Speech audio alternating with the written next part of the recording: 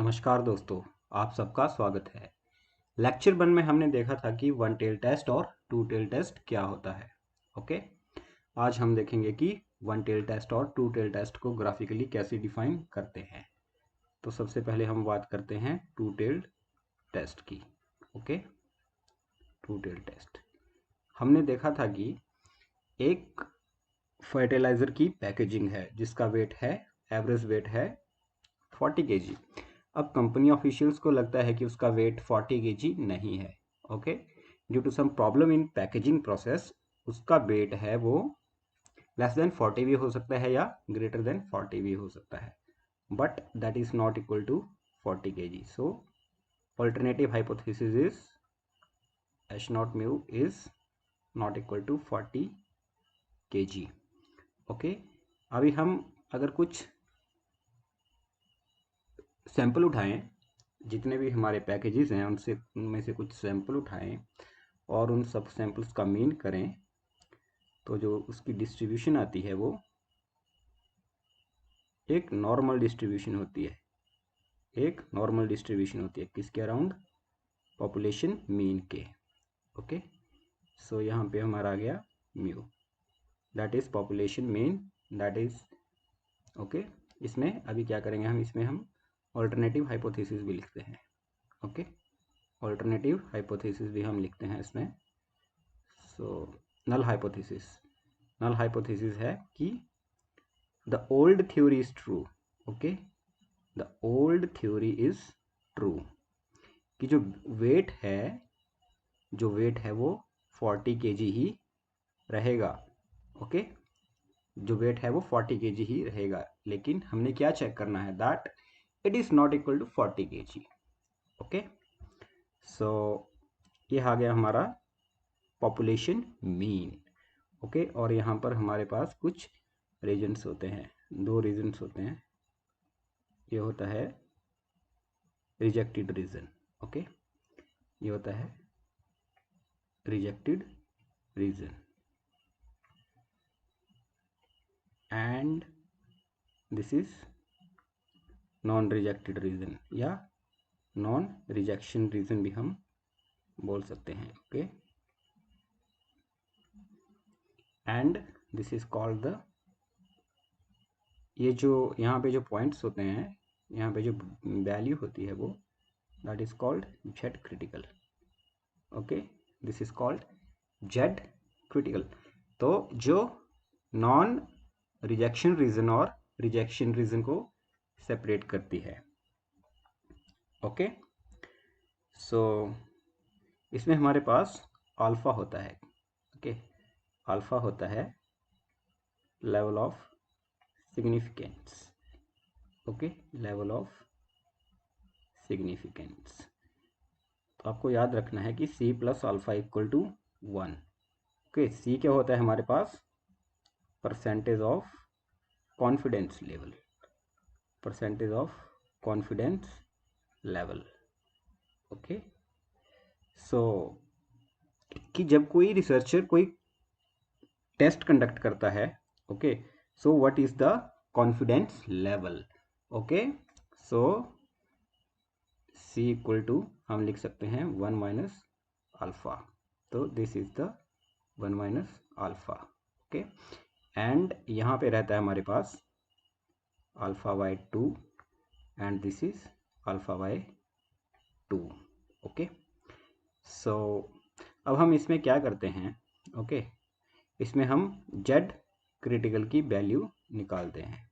एक हम Z critical की वैल्यू निकालते हैं और एक हम जेड की वैल्यू निकालते हैं।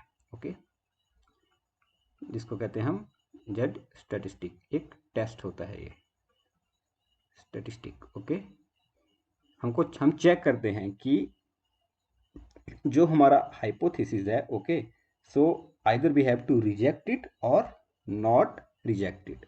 ओके, तो हम इसमें जेड की वैल्यू निकालेंगे। तो अगर ये जेड की वैल्यू रिजेक्टेड रीजन में लाई करती है, so we have to reject the null hypothesis. और ये अगर कहीं यहाँ पे लाई करती है तो we have to not reject the null hypothesis. Okay, so ये होता है हमारे पास टू टेल टेस्ट।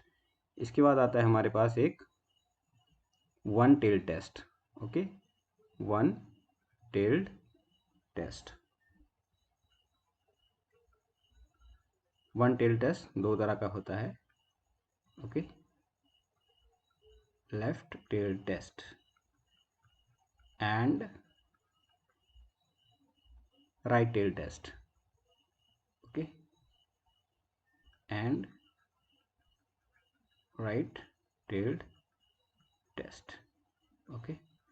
अब लेफ्ट टेल टेस्ट क्या होता है? लेफ्ट टेल टेस्ट होता है जिसमें alternative hypothesis the population mean is less than 40 kg, कि इसमें हमने माना कि जो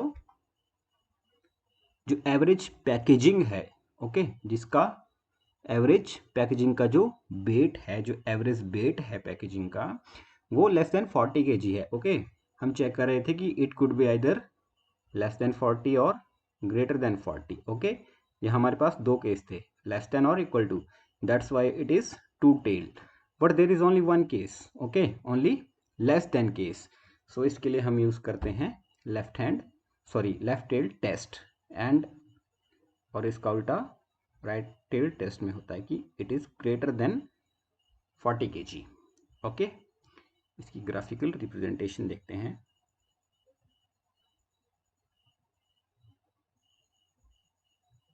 This is the normal distribution of sample mean, different sample means around the population mean, okay. So this is mu, okay। और यहाँ पे और हम कह सकते हैं कि z इक्वल टू 0 और z equal to 0, how? Because z is equal to mu minus this is sample mean minus population mean upon standard deviation upon number of samples. So here number of samples should be greater than 30. So if z equal to 0, or z equal to 0, so x y equal to mu, okay. So x y equal to mu, that's why it is mu है, okay। So इसमें क्या रहता है? इसमें हमारा rejected region यहाँ पे रहता है, this is the rejected region, and इस केस में रिजेक्टेड रीजन यहाँ को रहता है, this is the rejection region, okay, and this is z critical, rejection region, and this is z critical, okay, this is z critical, okay। So अब इसमें भी हम यहाँ से z की वैल्यू फाइंड करते हैं, ओके। सो इसमें z की वैल्यू समवेयर अराउंड इधर लाई करती है। अगर मान लो z की वैल्यू यहाँ पे लाई करती है तो the meaning is that we have to reject the null hypothesis, and in this case ये इधर कहीं लाई करेगी if the null hypothesis has to be rejected, okay. इसके हम नेक्स्ट लेक्चर में जेड स्टैटिस्टिक्स को यूज करके कुछ न्यूमेरिकल्स करेंगे, ओके। Thank you.